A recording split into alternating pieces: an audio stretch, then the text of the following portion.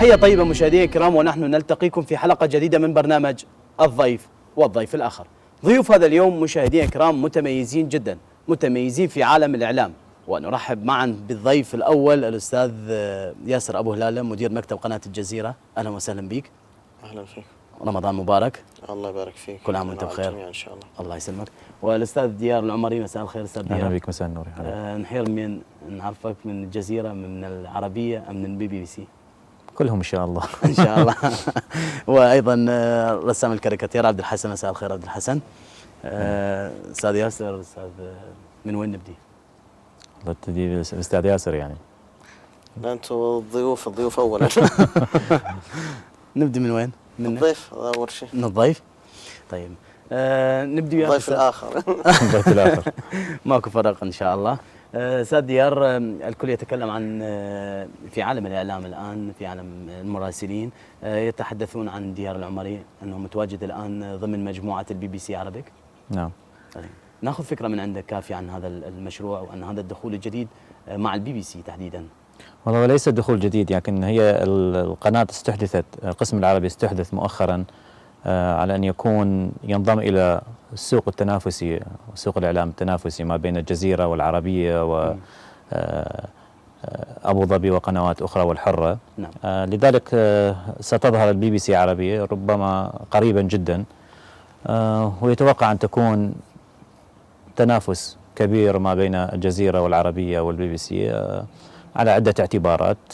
البي بي سي يعني دخلت إلى هذا المجال معتمدة على الإرث الكبير للبي بي سي، الوورد سيرفيس يعني. نعم.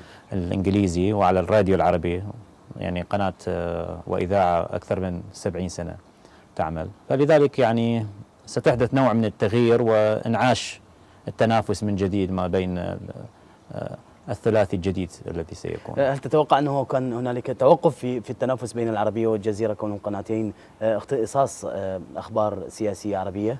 لا ما في توقف، لكن في بعض الأحيان قصدت الإنعاش الجديد. لا، الجزيرة والعربية دائما في تنافس بيناتهم. في ربما الناس تبحث عن قنوات جديدة، يعني نعم. قد بعض يقول أنه شاهدنا الجزيرة كثيرا وشاهدنا العربية كثيرا وشاهدنا الحرة وغيرها من القنوات. يحتاج المشاهد أن يشاهد قناة جديدة بأسلوب جديد لعلها تضفي شيئا يعني. لكن تلك يعني الجزيرة والعربية ما زال التنافس بينهما قائم، وتنافس شرعي يعني. نعم. ومشروع تصعد الجزيرة مرات وتصعد العربية مرات، وهذا هو الإعلام يعني. ما في مبدأ السبق الدائم مش موجود في الإعلام يعني. دائما ساعة تكسب أنت وساعة قناة أخرى تكسب يعني، وماشي هيك إن شاء الله. طيب أستاذ ياسر أبو هلالة، ما هو رأيك بإنشاء قناة البي بي سي عربيك؟ هل ستجدها منافسة بقوة للقنوات التلفزيونية العربية الإخبارية كالجزيرة والعربية؟ يعني أول شيء هو أعتقد أنه يعني التلفزيون أصلا هو اختراع غربي. نعم. والبي بي سي هي لم تستحدث، يعني أنا ممكن أختلف معكم بالتعبير، هي استأنفت البي بي سي، لأنه كما نعلم البي بي سي عربية كانت قائمة وأوقفت بسبب عقدها مع الأوربت. نعم. كما نعلم في ذلك الوقت كان هناك خلاف بين الأوربت والبي بي سي على خلفية التعامل مع الملف السعودي ونشر مقابلة المعارض السعودي أحمد مسعري. نعم. فالأوربت أنزلت البي بي سي عن الهواء، وكان هذا مخالف للعقد مع البي بي سي. البي بي سي أخذت التعويض وأنهت العقد، وتوقفت البي بي سي باللغة العربية. وطبعا هذا في ذلك الوقت كان أكبر خدمة للجزيرة. يعني الجزيرة كانت في مرحلة التحضير، استفادت من كوادر البي بي سي ودخلت الميدان وحيدة يعني. وأنا أقول يعني هذا كان نقطة قوة الجزيرة ونقطة ضعفها. يعني أنا عملت في الجزيرة في البداية في 96، ثم تركت وعملت في 99. نعم. كان أكبر مشكلة عندنا أننا لوحدنا، يعني أنت لا يوجد أي منافس. المشاهد العربي لا يشاهد إلا قناة إخبارية واحدة. طيب. ظهرت أبو ظبي في البداية كمنافس، ثم أجهضت تجربة أبو ظبي لأسباب سياسية كما هو معروف. ظهرت العربية كمنافس.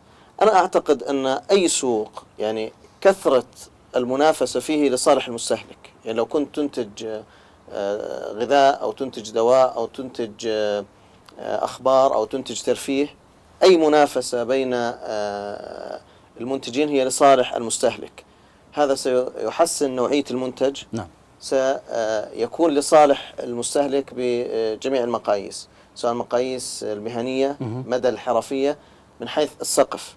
الجزيرة تميزت بسقفها، وأعتقد إضافة لمهنيتها. الآن المنافسة ستكون لصالح المشاهد ولصالح الجزيرة وصالح هذه القنوات جميعا. أنا لا أعتقد أن هناك يعني دائما عندنا من هو أشعر العرب، لا يوجد شيء اسمه أشعر. يعني هناك ما هو أفضل تقرير، هذا التقرير قد يكون في البي بي سي، قد يكون في الحرة، قد يكون في العربية، قد يكون في الجزيرة. من هو يعني أفضل مذيع في مجال معين. نعم. يعني الآن المنافسة ليست هناك قناة وحيدة لا شريك لها، هناك شركاء في النجاح، وأعتقد أن هذا لصالح القنوات. الآن يعني لو نظرنا مثلا لبلد مثل أمريكا، في 5 قنوات رئيسية، هذه تتنافس على البرنامج. يعني مثلا 60 Minutes للسي بي اس، القنوات الأخرى لديها برامج منافسة. فالمنافسة أحيانا تكون على المذيع الواحد، يعني على نشرة الصباح، على نشرة المساء. هذه المنافسة بالمجمل هي لصالح المستهلك أو المشاهد. الجزيرة نقطة قوتها في البداية كانت أنها دخلت مجالا غير مطروق.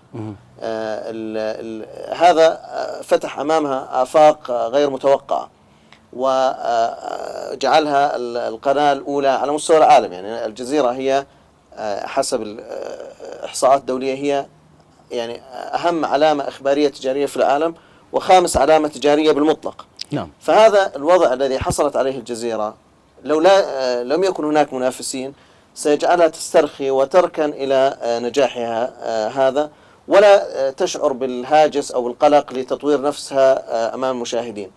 على مستوى مراسل، يعني أنا سواء كنت في بغداد أو في عمان أو في تركيا أو في باكستان أو في أي مكان، عندما أكون لوحدي أعلم أن المشاهد لا يشاهد غيري، فأقوم بأقل جهد ممكن. لكن عندما أعلم أن هناك منافس لي أبذل جهد أكثر، عندما أعلم أن هناك منافسين أبذل جهد أكثر، 3 وهكذا.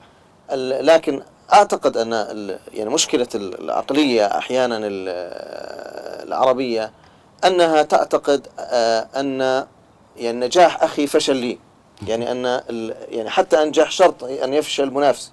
لا، أنا أعتقد أن مثل ناطحات السحاب، يعني مهما بلغت عنان السماء أستطيع أن أبني أعلى منك، وليس شرطا حتى أبني أعلى منك أن أهدم ما أنجزت. إذا كان لدى الجزيرة 60 مليون مشاهد ممكن يصبحوا 70 مليون مشاهد.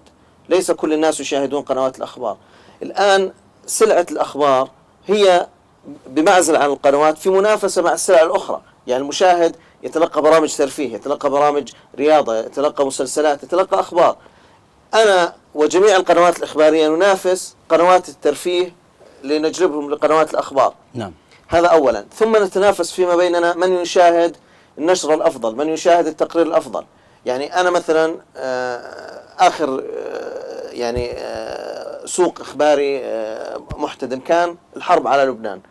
كنت في استراحة صور مثلا، نعم. أهم نقطة ساخنة، كنت أشاهد 100 كاميرا، كل هذه الكاميرات تعمل.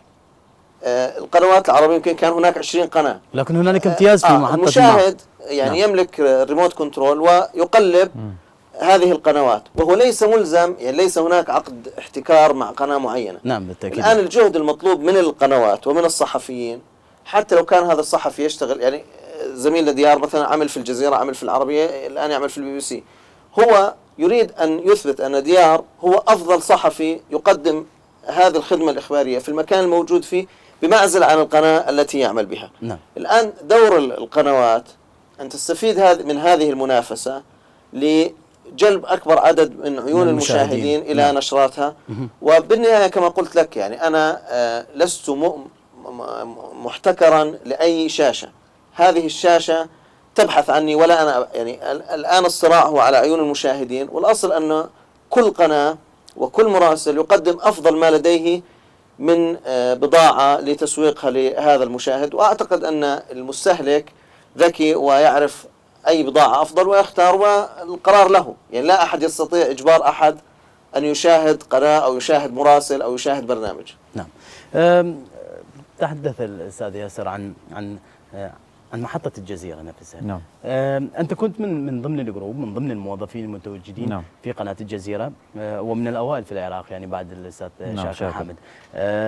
لماذا الخروج من قناة الجزيرة؟ هل البحث عن منافس أكبر؟ هل البحث عن مادة؟ هل البحث عن الاستقرار النفسي؟ هل يعني الكل يتحدث الآن أنه ليس هنالك خطوط حمر في قناة الجزيرة؟ قناة الجزيرة قناة مفتوحة، كل ما تملك من كلام ممكن أن تبث على هذه نعم. القناة من خلال تقريرك ومن خلال البستو كاميرا، من خلال مقابلة تلفزيونية، يعني لا توجد حدود لقناة الجزيرة. قناة الجزيرة مفتوحة، تطرح الرأي والرأي الآخر كما هو شعار هذه القناة. نعم. لماذا الخروج من قناة الجزيرة؟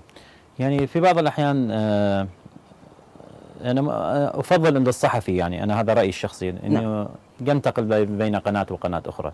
يعني العمل مع قناة الجزيرة في البداية يعني بالنسبة لي شخصيا كان عمل ممتع كثير. نعم. استفاديت كثير من العمل في القناة. كان هناك يعني وما زال كثير منهم موجودين، ناس مهنيين وصحفيين جيدين، خصوصا تجربة الجزيرة بالعراق.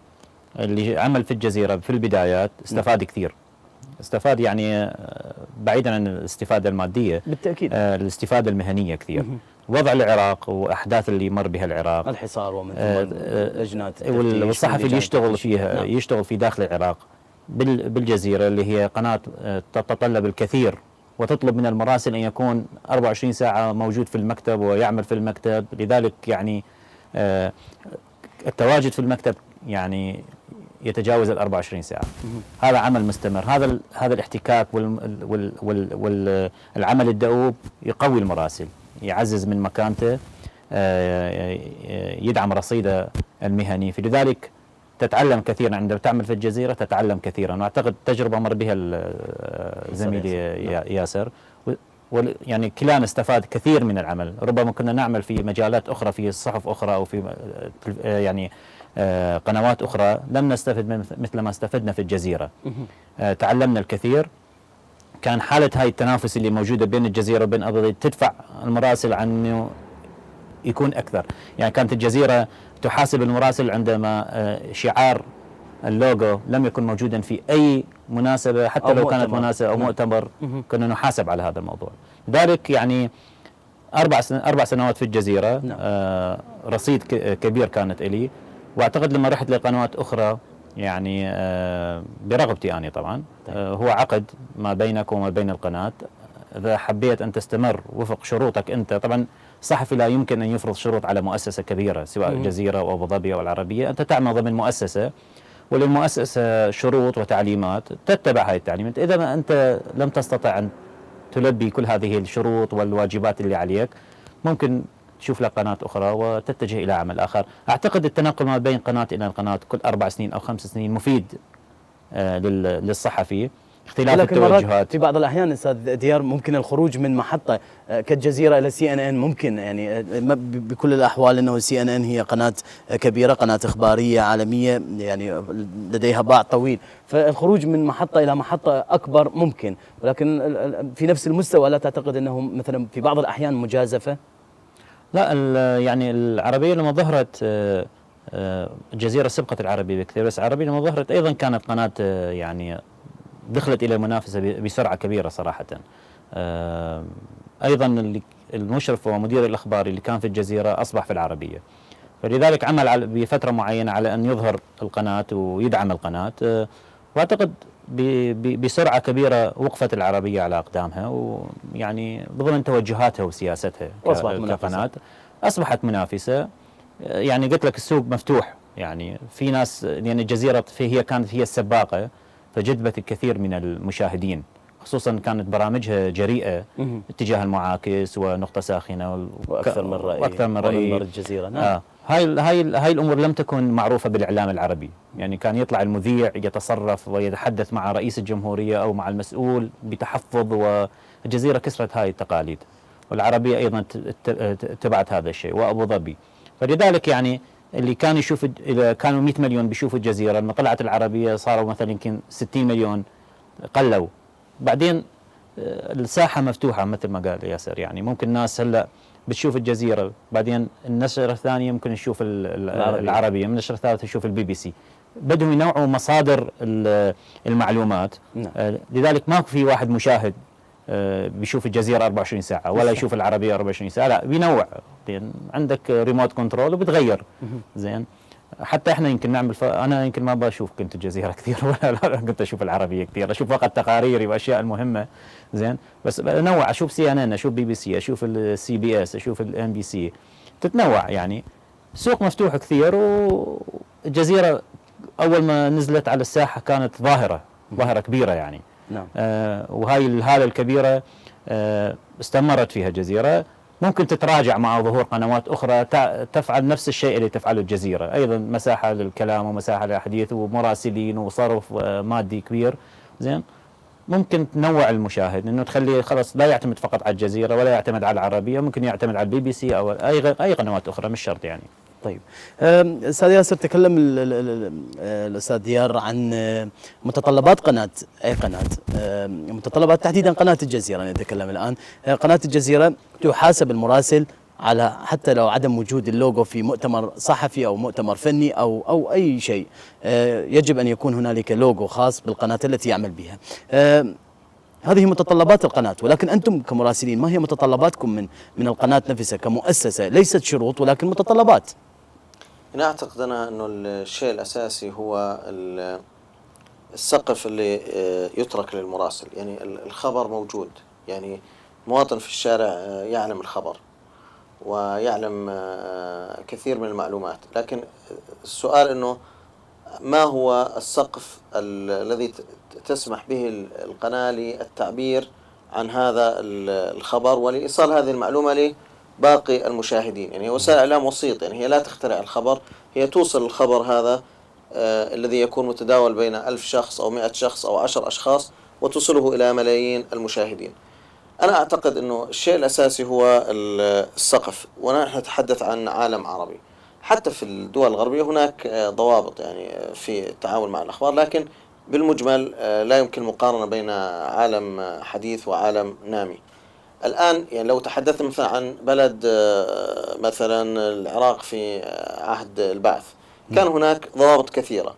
أنت إلى أي مدى تستطيع كمراسل أن تعمل أن توصل أكبر قدر من المعلومات في ظل هذا النظام حتى ولو بين السطور؟ الآن أنت مثلا في وضع العراق الآن فوضى و يعني انهيار لكل شيء.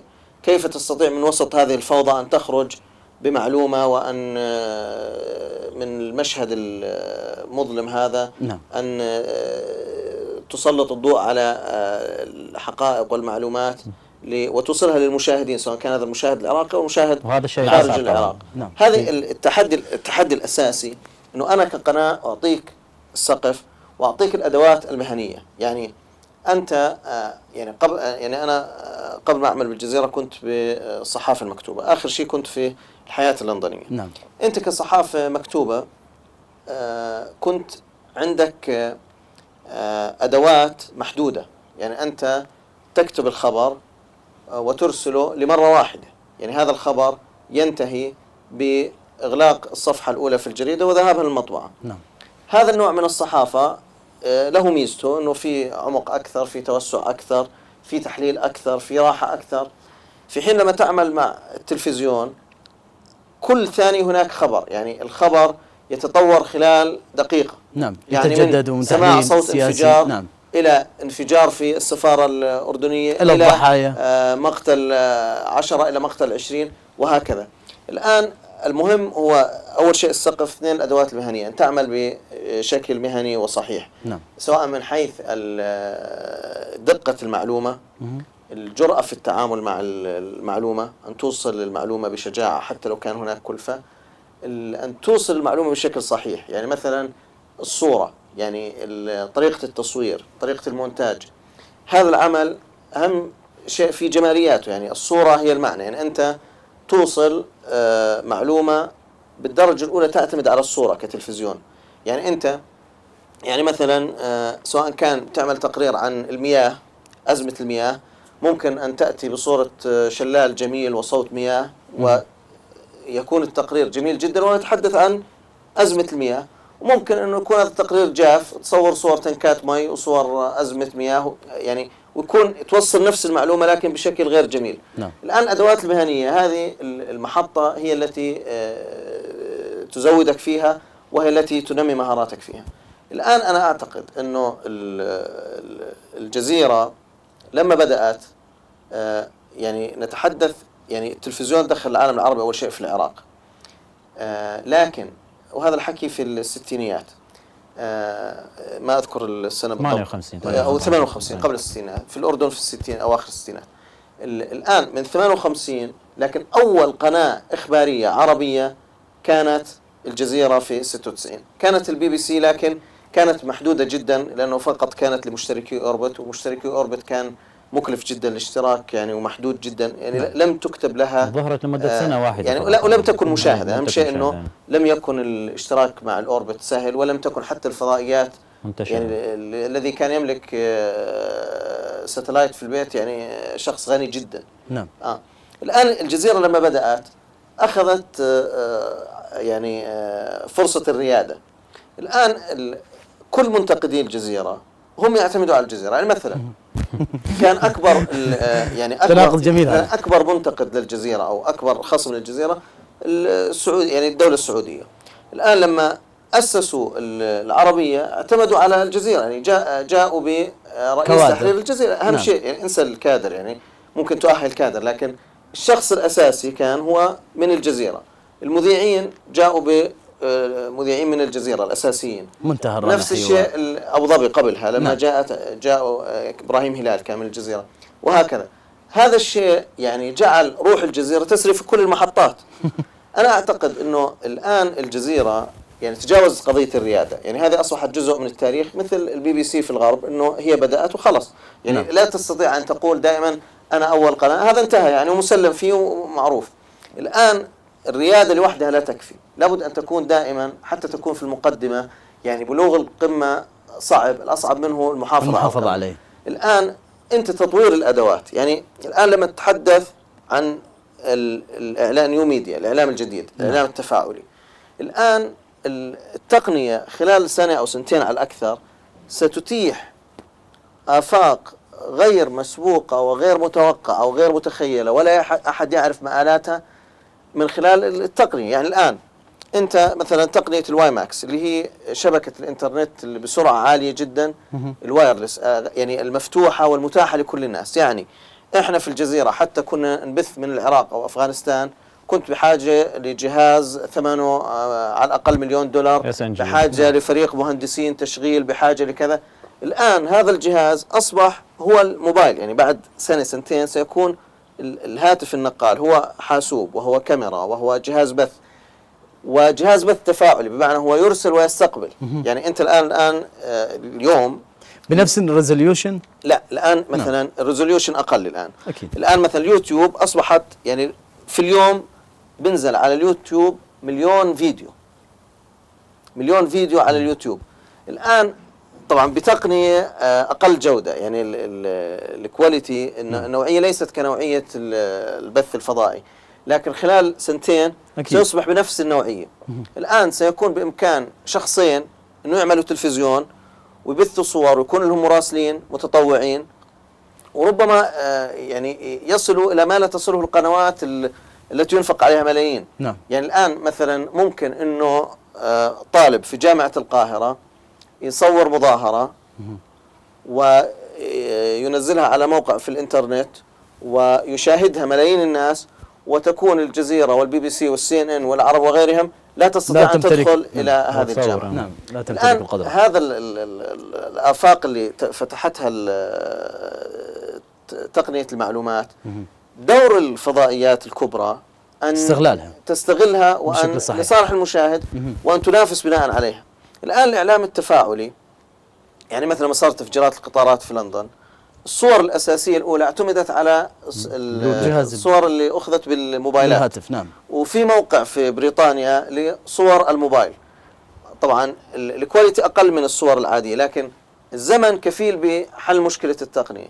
أنت تتحدث الآن عن تقنية مجانية مفتوحة، العنصر الحاسم فيها هو العنصر البشري. وأعتقد أنه هذا يعني منتهى العدالة. يعني أنت توفر كل الإمكانات لكل الأشخاص. المنافسة من هو المبدع أكثر ومن الذي يستطيع أن يقدم هذا التقرير بشكل أجمل وأفضل وأدق وأسرع للجمهور المشاهدين. وهو جمهور كما قلت لك يعني جمهور متفاعل. نعم. يعني الآن الجزيرة وكل القنوات هي غير تفاعلية بالمطلق. يعني أنت باستثناء الاتصالات الهاتفية هو المشاهد يتلقى صور لكن لا يرسل صور. يعني الآن يعني هذه مثلا استطرادا، يعني أهم فيديو كان إعدام الرئيس العراق السابق صدام حسين. نعم. هذا يعني في قصة طريفة بدي أذكرها، إنه هذا صور من خلال المحكمة اللي كانت متواجدة، يعني قاعة الإعدام. نعم. نزل على موقع الإنترنت، فاتصل فيه شخص وكذا قال لي إنه في صور في كذا. اتصلت أنا في الجزيرة، أنا شخصيا ما كنت شاهدت الفيديو، ما كنت يعني ما